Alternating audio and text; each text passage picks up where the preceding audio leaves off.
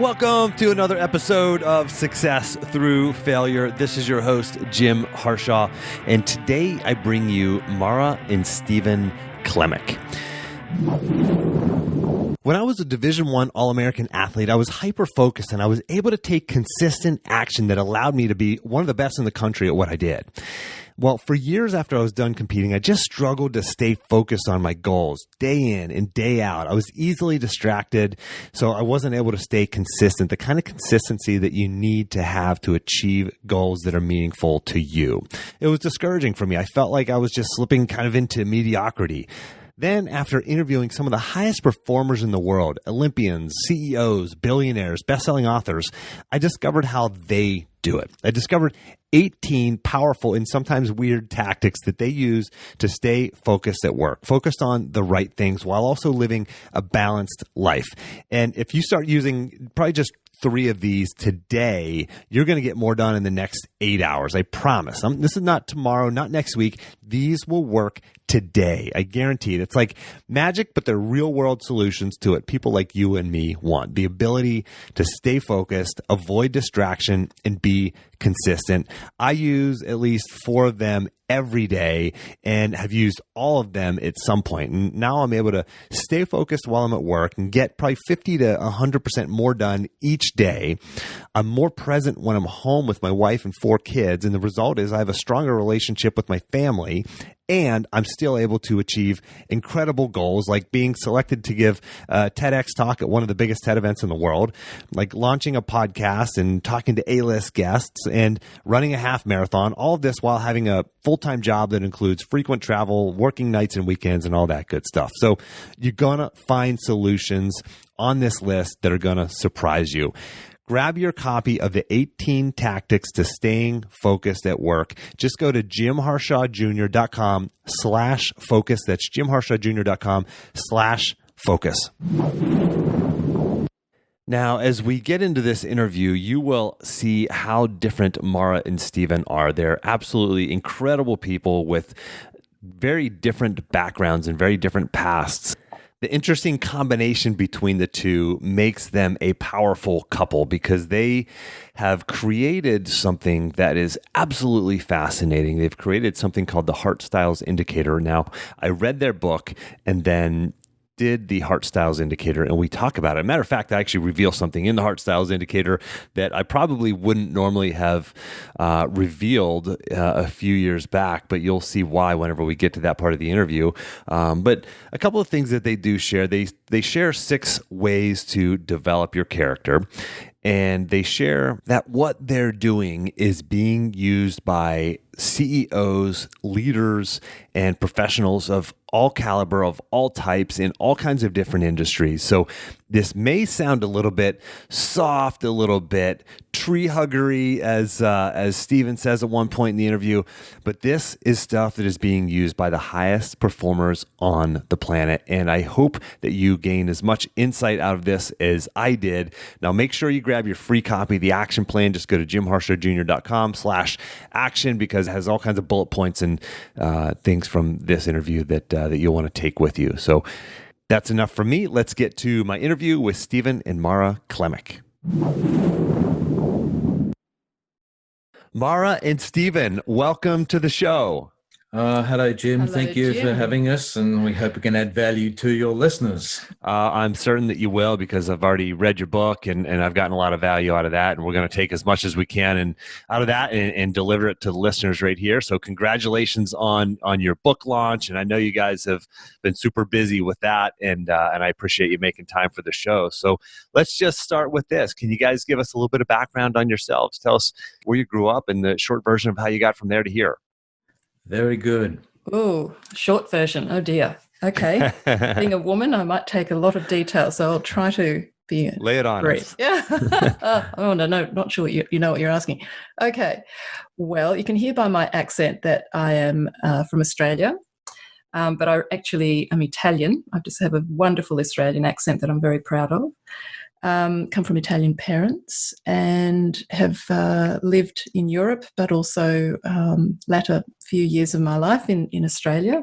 I am a clinical psychologist by trade, and particularly a clinical neuropsychologist. So it's a little bit unusual having both of those things. Wow. But I spent most of my career actually as a clinical neuropsychologist in the hospital system and in private practice. What is a clinical neuropsychologist? I mean, for the layman, can you break that down? What is that? I say she's the psychotherapist. I'm the psycho and she's the therapist. That's good. Oh dear. Okay, neuropsychologist is it's a mixture of neurology, so medical, looking at how the brain, actually particularly the brain, works, and psychology. So how does literally the physiology of the brain, how is that manifested in our behaviour, our thinking, our emotions? So, for instance, I saw people who had brain injuries of some description, either through drugs, alcohol, stroke, all sorts of things. So the neuropsychologist works with the neurologists and neurosurgeons, and you assess people with lots of different tests to help understand what damage there is, if there is any, and also how is that going to affect you in your life, in your sort of natural behaviour and thinking. So that's what neuropsych is. I worked in the hospital system with that, and primarily, and also as a clinical psych, only because most hospitals need a lot more funding. So because I did both things, that was great. One person could do both. But I loved that. And I also got into, so this is another long story, but just very quickly, I was also a forensic neuropsychologist in the court system in Australia. So I used to assess people in murder trials, which I do joke that has prepared me very well for working with people in business, especially coaching CEOs.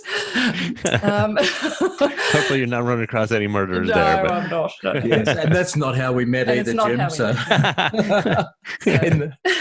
Mara spent more time in and out of prison than you were a client, together. Yeah, I usually like to say I did come out of the prison, so I didn't just stay in there.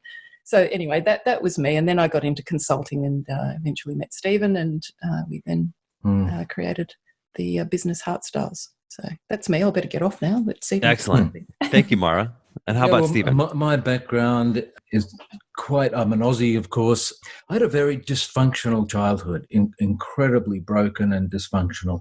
When I was 19, I read a book that changed my life. I grew up dyslexic, didn't enjoy reading, had a very broken background. My dad died when I was 1.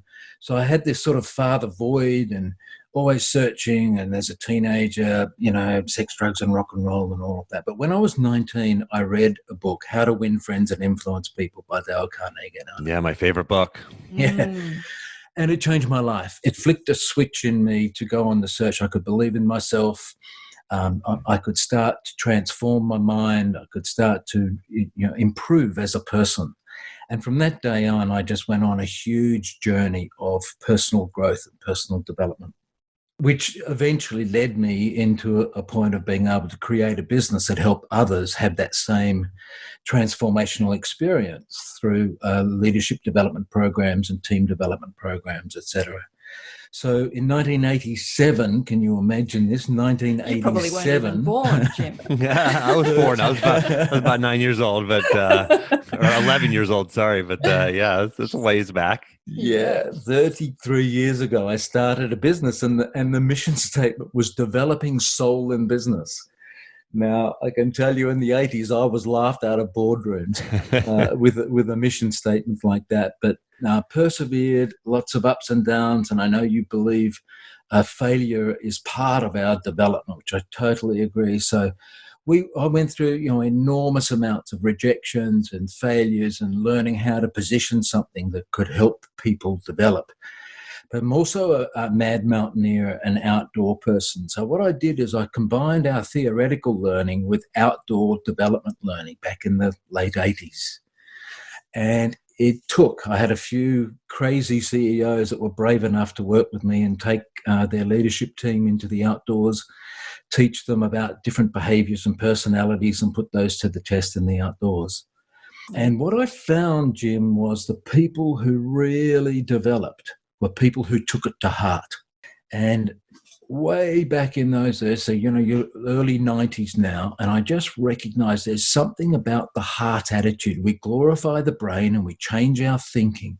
But if we're trying to change our thinking and our heart is broken or angry or frustrated, and there seems to be, say our heart's just driven out of fear or ego, I just found that until people shifted their heart, they didn't really become their best self. So the short story is our brand Heartstyles is that our style of life actually comes from the heart. Interesting. So, now over decades of research and experience, you guys have created the Heartstyles Indicator. And is this a tool that we can use to do that first? And are you saying that we need to first understand our heart and where this comes from and sort of understand that before we can really get the full value of any personal development work? Well, that's part of the journey of learning what's happening in our heart. So let's just take it into any context. I think one of the very simple examples we use in the book to help people is this little formula called S plus T equals B. Situation plus our thinking drives our behavior. Now that formula is in the book, and a very simple example we give is, two people are walking through Central Park in New York and a big dog runs out, and when that dog runs towards these people, you've got two different types of behavior. One person wants to pat the dog and one person wants to run away from the dog. And the difference is their thinking. Now, person A might have grown up with dogs and had a dog for their birthday and grown up with dogs, and they're very friendly and want to pat dogs. And then the second person has probably had a personal experience where they might have been bitten by a dog when they were young. So their heart has very different emotional memory of a dog coming out. Right. And when you recognize that you've got thinking and an emotional reaction, the dog comes out. One has an emotional reaction of love. Oh, it's a dog. Come and pat the dog. One has an emotional reaction of fear. This dog is going to get me and bite me. And this is where we start to get people to understand in their lives, if we look back on our lives, where have we got an emotional experience that could be damaging us in a very different situation, but because of something in the past, if you've had rejection or a failure, and you go to have another go after failure, but you've got this emotional memory in your heart of, what if that happens again? And it's painful. And what we're finding as people go on a personal development journey is they recognize what's happening in their heart and their thinking, and we're connecting the dots. We're putting these two things together, and people are having fantastic transformation experiences. Yeah, so you're connecting the logic to the emotion, right? We feel certain emotions, right? Okay, I'm applying for a job and I have to go into a job interview, or I need to have that tough conversation with my boss or with my spouse. And we have fear, or maybe we've failed there before. So maybe we don't do it. Is it a matter of understanding, like once you gain that understanding of, okay, this is what I'm feeling, this certain feeling, and this is why I'm feeling this feeling, does it then help you move forward with more courage or more understanding and help you sort of hedge against those things so that you can perform at a higher level? Yeah, so if you go back to that little formula, S plus T equals B, where the T stands for thinking, what underlies our thinking are triggers and templates and truth that we create out of that. So the awareness is actually about what is driving that feeling. So if my boss calls me into his office, he just walks past and says, Mara, I just need to see you in my office. Now, if I have an old template, which is an original memory and experience that has been significant to me, positive or negative, and it's been filed away in my little memory cabinet. If I have an old template that is from years ago, could be years ago, or even another job, another situation, that says, oh, I know that tone of voice. Whenever I hear that, I'm in trouble, which may or may not be true, but it triggers an old template that carries that old memory. I can actually start feeling negative and defensive before I even get to that office. Right. But it might be a totally different situation.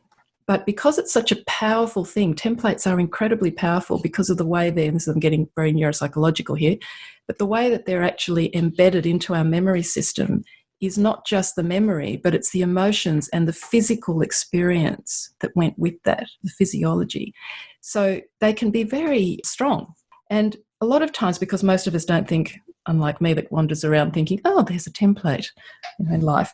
Most people don't realize they've got templates. Right. They're not even aware of them. No, they're not. And they're aware of maybe a change in how they feel. And if it's an uncomfortable feeling, if we go back to that example, I'm starting to feel uncomfortable, I will then try to find a way of dealing with that and strategizing it. And I'll probably, for most of us, I'll start to feel that I need to protect myself against it. And so all of this can go on in about a couple of split seconds. I can suddenly become very defensive. I walk into my boss's office and they were in a hurry. So their voice tone probably was a bit abrupt because they were in a hurry. They had no issue with me. But I could go in quite, potentially quite defensive and totally ruin what could have been a perfectly reasonable conversation by either not hearing things or behaving in a way that's not appropriate for the current situation based on an old S plus T equals B without even realizing it. And I want to point out, like you said, you can ruin a perfectly potentially positive situation by this thinking. And so this is a real obvious one, right? This is a major one that everybody can kind of imagine. But you can replicate this throughout your day. It probably happens 100 times a day, right? Absolutely. In these small instances and these big instances. And then it gets worse because then you take it home. Sure. And you bring it take into home with your partner, or your children. Partner, kids, and every aspect of your life, and yourself too. You're doing this yourself. Yes. Well, this is what self-awareness, and I know that these are a lot of common terms, but if when people start to look at their heart responses to things, that they start to realize, oh wow, why my behavior? And this is where we describe behavior above the line and below the line. Below the line is defensive, coming out of fear and ego-driven pride. And that is the way we defend ourselves, fight or flight. Now, it sort of works. It might change something or get results in the short term, but it doesn't build relationships or a great culture or great relationships, be it family or at work. The above the line behavior is built out of another two sets of values: courageous humility and growth-driven love. So this is where, if we understand my heart is actually operating out of self-limiting fear or ego-driven pride, I've got to prove myself, I've got to be better than somebody else, and how dare you say that to me, and all of that is driven by fear. If that's how our heart is operating, Jim, it costs us a lot of energy and it costs us a lot of negative behavior. Now, if we're having that in the workplace or having it at home and bringing it into our family, there's a lot of tension built out of that negative behavior. And unfortunately, part of our world has actually rewarded that behavior. The business world rewarded that behavior, particularly in the 80s and 90s. The more aggressive you were and you just got results anyway, we paid you more money. But it didn't build culture or engagement. Well, our research now is indicating if we can drive results out of courageous humility and growth-driven love, it still gets results. It creates culture and engages the current generations. And there's one quote that I pulled out of the book that I want to read back to you. And I think this, speaks directly to what we're talking about right now. You said there's no passion to be found in playing small, in settling for a life that is less than the one you are capable of living. Does that happen often because people are driven by fear or pride as opposed to courageous humility or growth-driven love? Yeah, I think a lot of times we're driven by our templates and we don't actually realize that. And because of that, it's when you're driven by positive templates, that's fantastic, because that's usually when you can live above the line, in a positive way, continually being not being afraid of being vulnerable and authentic, and being achievement driven, and being able to give out of your own full cup, if you like, to be able to love and care for other people. But for most of us, I think we don't realize that our negative templates are actually more damaging to us than we realize, because they're so subconscious. And sometimes those negative templates can drive us to shrink ourselves for fear of succeeding as well. Yeah, and that fear, Jim, when that fear gets a hold of us, we either play small and we withdraw, we become very dependent. These are the behaviors that we recognize when we're coming out of that fear. We avoid, we become very dependent and easily offended, and then we need lots of approval from people, so we become approval seekers. Sure. Now, the natural way to get out of fear, we think, is to be aggressive. So when fear is driving me, sometimes we think, all right, well, I'm just going to go and be better than someone else. I'm going to compete. I'm going to control. I'm going to strive for perfection. I'm going to be the smartest, funniest, sarcastic person in the room. And we use aggressive behavior to actually mask fear. And they're the below the line behaviors that we often use. And it's really important to make the point here, Jim. This is just normal. Yeah, it's not you're not a bad person. It's just normal. And that's how most people operate: fear and pride, fear and pride. There's positive pride, which of course is love, and there's positive fear, which is courage. So when you go above the line, if you've got fear, how do you become courageous with humility? And when you operate an ego-driven pride, how do you work out of love? And that's where love is positive pride.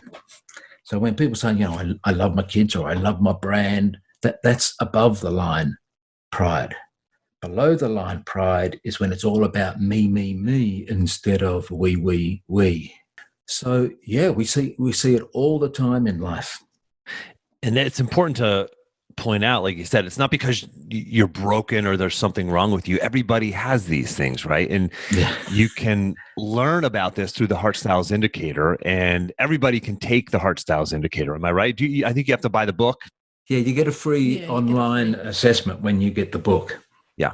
And so I took mine. And so I'm looking at mine right now, and I want to just point out to the listeners, it's really neat. You get this simple breakdown, and there's 4 boxes, and tells you, if you're above the line or below the line in these various areas.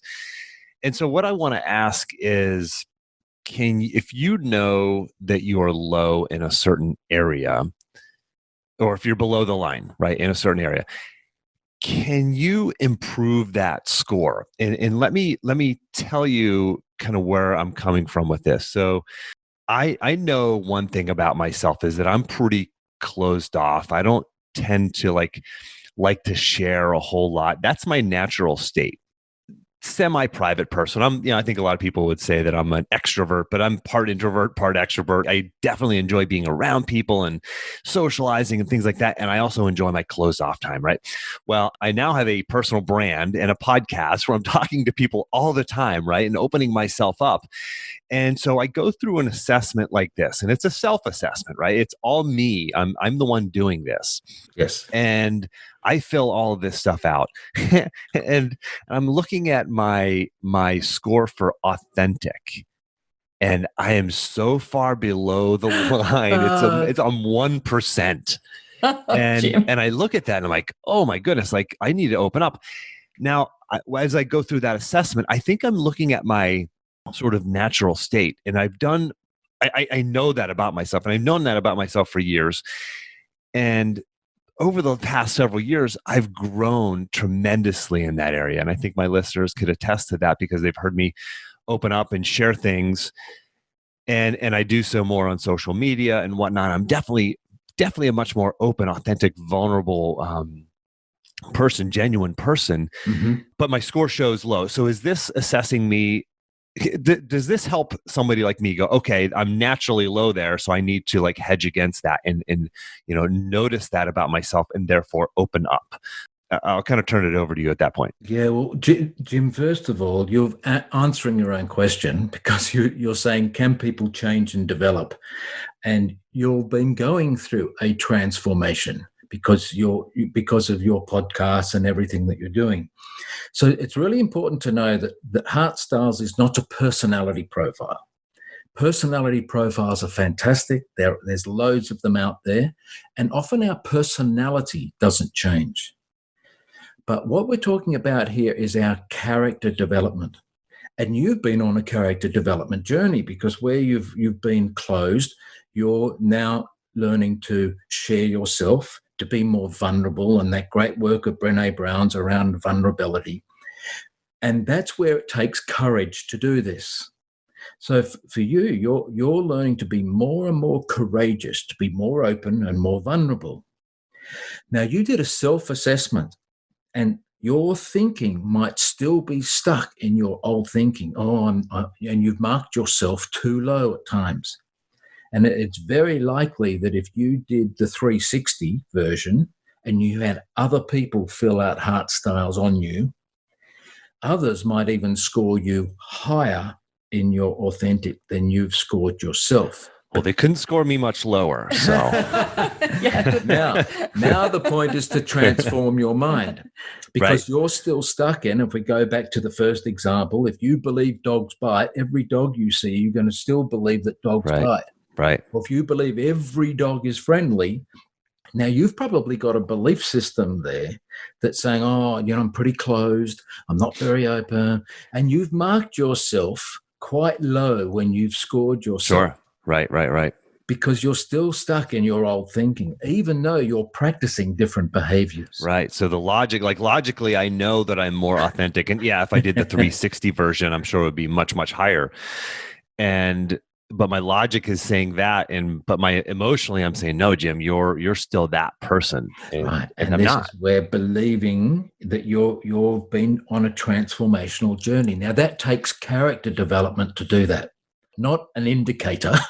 The indicator is just an indicator. We didn't call it a profile on purpose. It's an indicator. And it's just giving you an indication that you're actually still marking yourself too low. So now how can you go above the line, get the courage yourself to say, you know what, Jim, for the last year or two, you've been practicing different behaviors. You've been way more courageous, way more vulnerable. And next time I score that Heartstyles thing, I'm going to score myself higher. But we'd like you to score yourself higher in your heart, not on the first. Because until you believe it in your heart and find that gold in your heart, you're limiting yourself, Jim. And thanks for being so vulnerable and sharing all of this with us.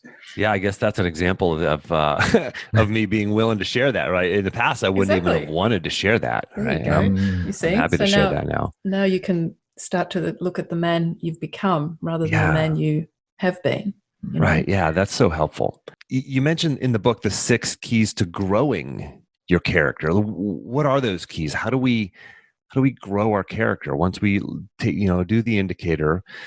How do we grow from this? Well, you've already started on the first point. Because the first point is basically being courageous with yourself and really looking at your own self-awareness and being honest. A bit like what I said to you before. It's looking at the person you've become and are becoming, rather than, and this is not just for you, but for all of us, we have a tendency to be hard on ourselves a lot of times, and we see ourselves in who we've been. We don't give ourselves credit for who we've become. And that's where we get stuck into that mindset. Then another great book, Mindset. And that's where it's called a fixed mindset, but we call it stuck. People get stuck in their old thinking, and that's where you're possibly stuck in your old thinking. Where a growth mindset, now, of course, a growth mindset can be ego-driven and you say, I'm the greatest, but you're not coming from that space. You're coming from courageous humility. So the second thing that we say, we need to do courageous activities. So this is what you're doing with your podcast and what you've just done. Exactly. Now, your example of being vulnerable now. So it's not just the thinking, but doing courageous activities. So if you're very timid, to try and do some public speaking or standing up in front of someone. If you're a person who doesn't say anything at the meeting and sits back in the corner, well, maybe you've got to try and find a way to be a bit more assertive rather than aggressive. Or if you're someone who's always cutting people off and talking too much and you want to reduce your controlling aspect of Heartstyles, or maybe there's a way you've got to practice some activities that are opposite to what you're used to, and that stretches your character. The other thing, then is being courageous with others. So it's a little bit about just knowing, admitting mistakes is always a good one for this, because that's one of the hardest things that we can do, not only to ourselves, but particularly with other people. Sure is. Ego can get in the way, can't it? And also honouring other people when they're being ineffective. I think this is a really good one that we write about in the book, because that is being courageous with other people. It's being able to choose to see someone positively and look into their heart rather than just react to their behaviour. That is a really character building process, because it's not easy to do.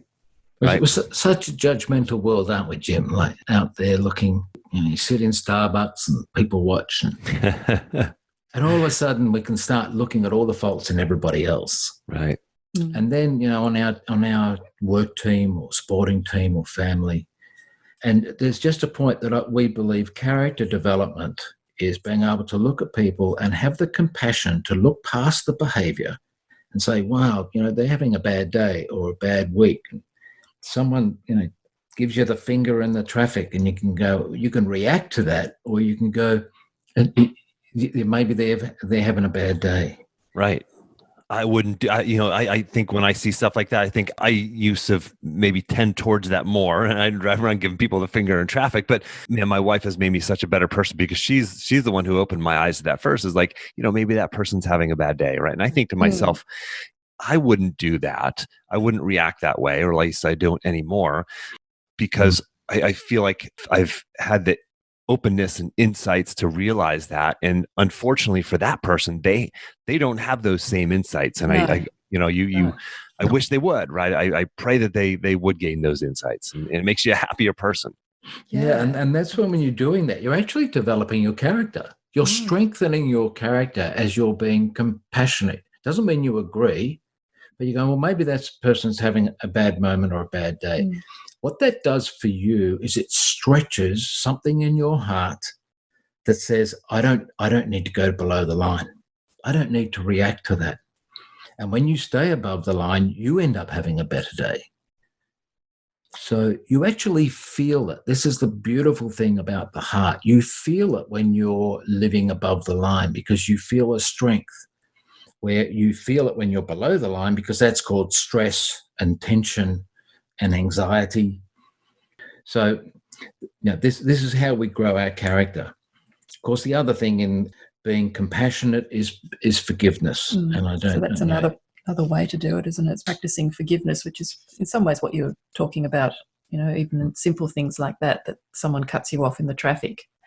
To if you go along the continuum of that, is forgiving people who have betrayed you or have really exhibited behaviour that's very hurtful. Practicing gratitude is also another one. I think that's becoming much more popular these days too. A lot of people practice having gratitude, but just as something as simple as that in every morning, for some of us who've had health issues, being alive is a really great thing. But practicing gratitude, that is a really beautiful way of just remembering and recalling what reality is, rather than getting stuck in our own truth, right? With what we think the world is. And then, of course, the last thing is giving yourself some practicing quiet time, of either through meditation or prayer. Whatever you find. Some people do that by going for walks in their beautiful surrounds in a park. Like we live in London, so there's a lot of beautiful parks and the river and everything you can walk along, and just spend some time for yourself. And in that time, either working with your heart and finding what that gold in there and just re-strengthening that in yourself, or releasing some of the negative emotions around that.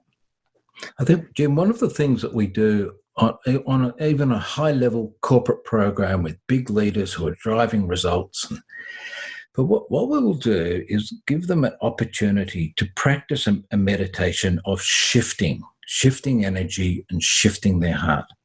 And it's very simple. It's just stop and shift your heart to where love is. Mm.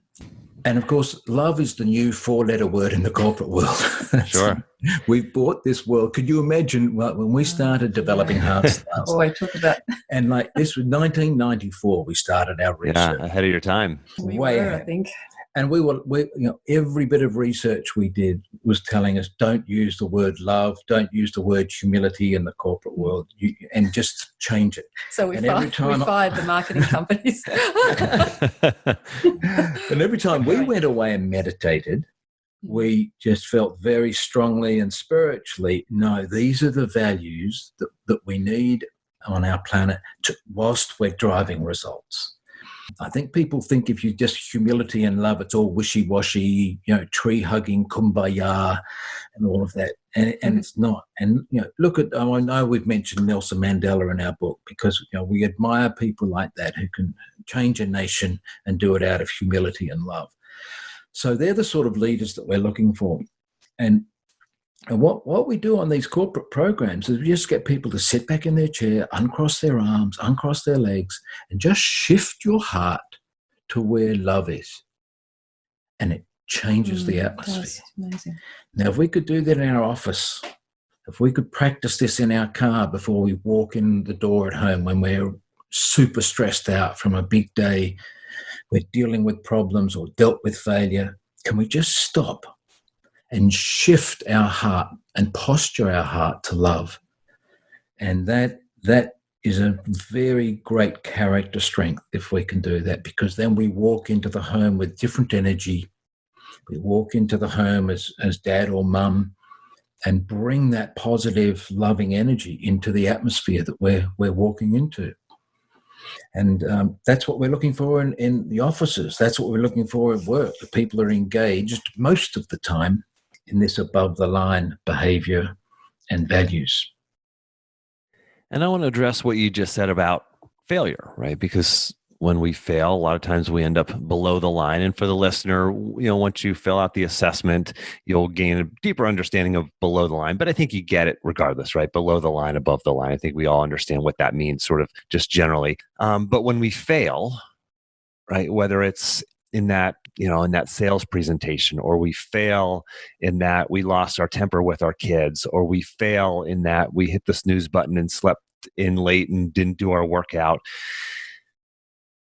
Is it a matter of hitting the pause button and going inside once and recognizing what we're thinking and what we're feeling and shifting to a mindset of love for ourselves so that we can not beat ourselves up over that and allow us to live that fuller life? Because, going back to the quote I talked about earlier, there's no passion to be found playing small, you said, in settling for a life that is less than one you're capable of living. But when we fail, we beat ourselves up. We have self-doubt. We tell ourselves these stories that because I failed, I'm not good enough, smart enough, capable enough. So let me settle, let me lower my goals, let me pull back a little bit. Absolutely. So true, Jim. And you've summed it up brilliantly, because that's small. The two things that get a hold of us when we fail is shame and guilt. And that they become the cancer. They become into our thinking and our heart. And you just described it brilliantly. I'm not good enough. I'm not smart enough. What if I do that again? And if you've had emotional failures in relationships, financial. One of my stories is had a huge financial failure, trying to take a risk, and then to start another business. That was before 87, and that was 85, and then in 87 I'm going to start this business, and the fear that was around me that if I do this again and if I fail again, so shame and guilt get hold of us. Now, yeah, I mean, tell us more about that, because you failed and now you're thinking, I want to start another business. I mean, how did you deal with that? How did you work through that? And thank goodness you had the confidence and the mindset to do it, because you've created something amazing that's changing the world. How did you work through that? Well, part of it's stupidity. Like, oh, goodness me.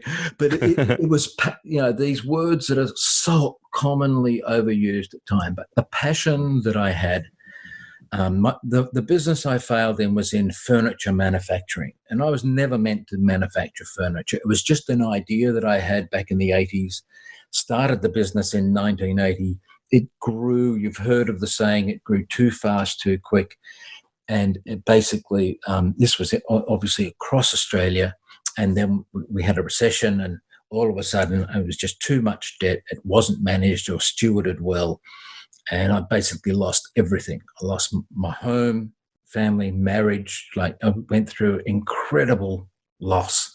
But I still had this passion that started in me when I was 19. And I'd studied all through my 20s of psychology and theology. So I still had this burning passion. And sometimes, we hear this so often that if that business didn't fail, I wouldn't be doing what I'm doing today. Mm.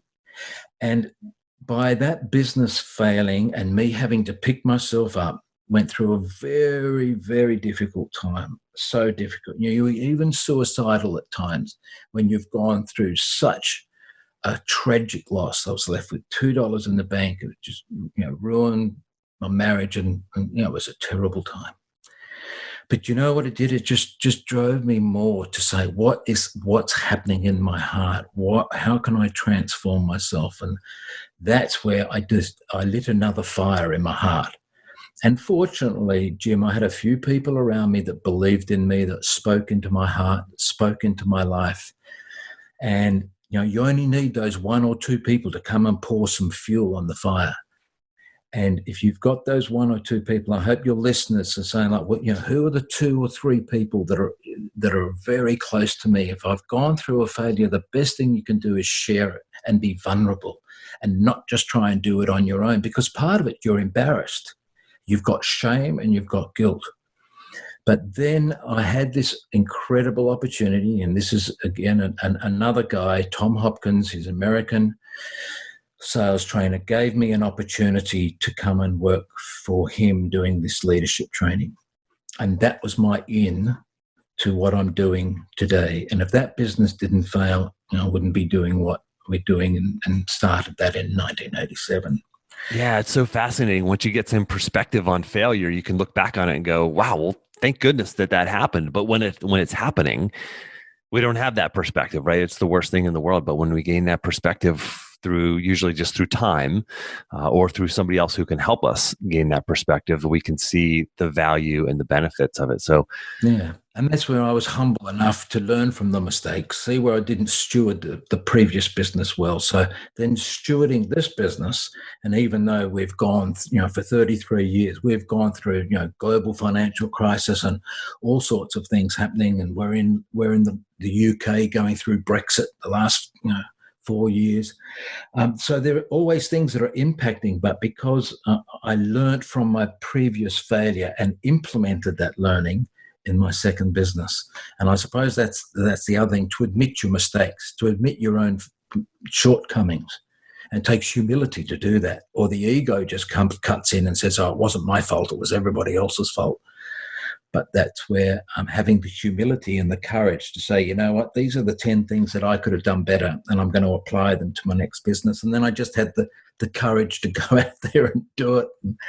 And, here we are a few years later. Yeah, Stephen, thank you for sharing that. I don't want to shortchange Mara, so I want to make sure Mara gets a chance to share her own failure. I don't know if Mara, are you able to top that? No. Mara's has been health. Yeah, I suppose that's my failure. Yeah, my failure. I've been incredibly blessed with an incredible career, and other than some of the stuff we've had to go through with this business together, which maybe will be for another program. But yeah, for me, I have had cancer quite a few times, and the first time I had it was when I was 21, and I was at university, and very vain, very, very fit. And first person in my family at that point to get cancer, and I got breast cancer. And I'd love to say that I've dealt with it in a very noble fashion, but I didn't. I basically hardened my heart and out of fear, and really made an inner vow that said, I will never let this happen to me again.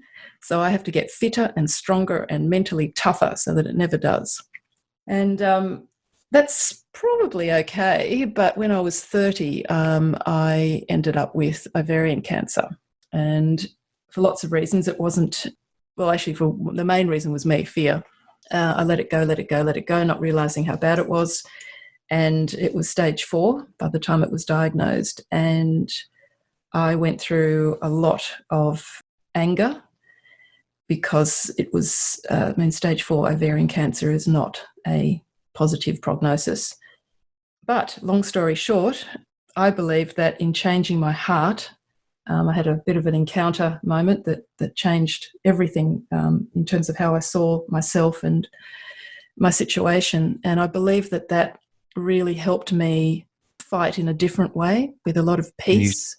Can you share that encounter moment? Yeah, I used to go to a help group that was run by the hospital. And interestingly, would you believe that my doctors were the guys I went to uni with because I started medicine. So they were friends, and I used to go to this group. And on this particular night, it was a Wednesday, I had this experience where I felt myself not exactly come out of my body, but I just started to observe the people in the room. And I realized that there were 2 groups. One, a very, very angry group of people. And the second one was a group of people who had such dignity and such peace. And yet they were the ones that were actually towards the end of their life. And to my horror, I realized that I was in the first group because I was angry and I was fighting with anger. Every time that chemo was in my system, in those days, it was quite painful. It still can be in certain times. And I would hate that thing. I would call it poison. And I went home and cried the entire night till about 5 a.m. And that next day, I had made a decision that I needed to let go of the end, of the outcome, because I was holding on with absolutely fingernails and everything else. I was so angry about the outcome, the potential outcome. And I felt I really needed to let it go. And the only thing that I had left was every day, every moment of the day, making a decision to be the best person that I could be no matter what I had left. And I believe that actually changed things. But I then went back to my doctors and said, I want one more go at the chemo. And they initially said no because I was very, very weak. And I had a big argument with them. And they said, okay, well, there's actually, because you can do this when you're friends with people.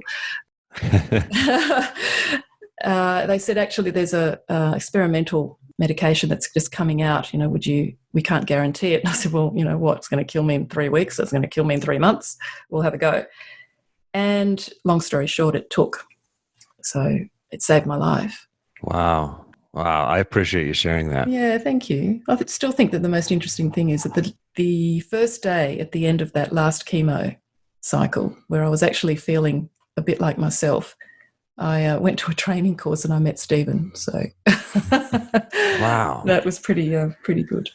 So. What a journey, and what a realization that all you can control is all you can control, and that you're going to live every day being your best and focusing on that. I mean, that's a lesson that we can all take with us. I appreciate you sharing that.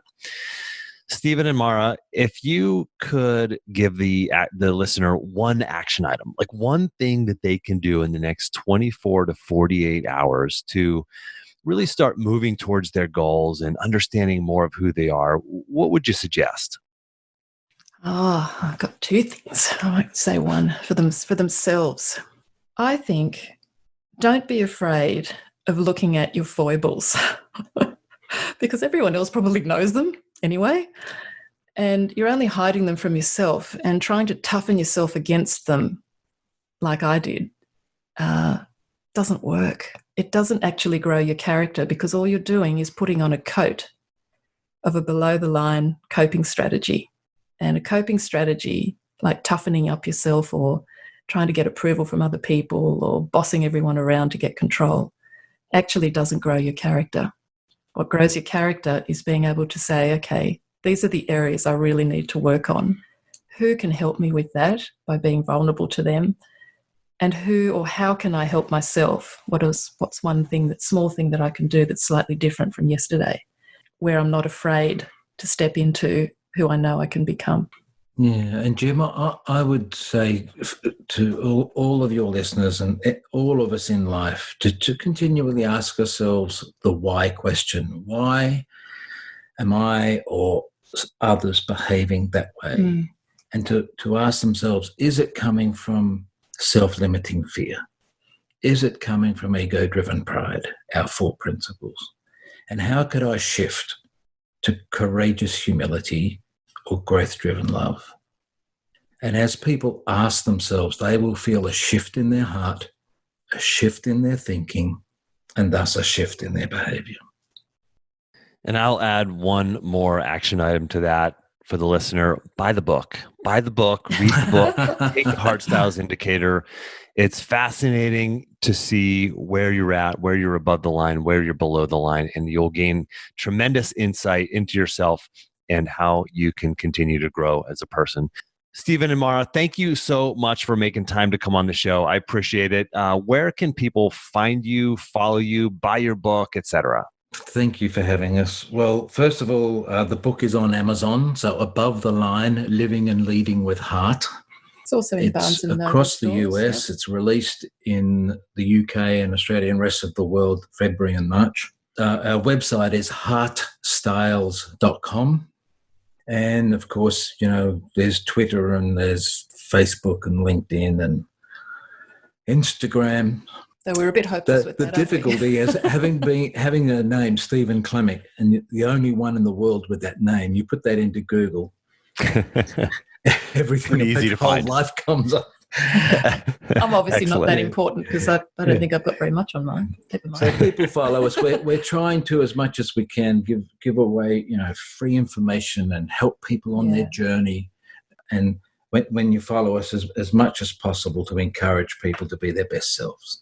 Excellent. And for the listener, as always, I'm going to grab everything that we just talked about here, including the six steps to growing your character, and then also the link to the book and social media profiles. We're going to put all that in the action plan. You can go just over to jimharshawjr.com/action and get the PDF action plan from this episode. Stephen and Mara, thank you so much for making time to come on the show. Thank you so much, Jim. And for the listeners, until next time, take the time to get clear on your goals and embrace failure as a stepping stone on your path to success.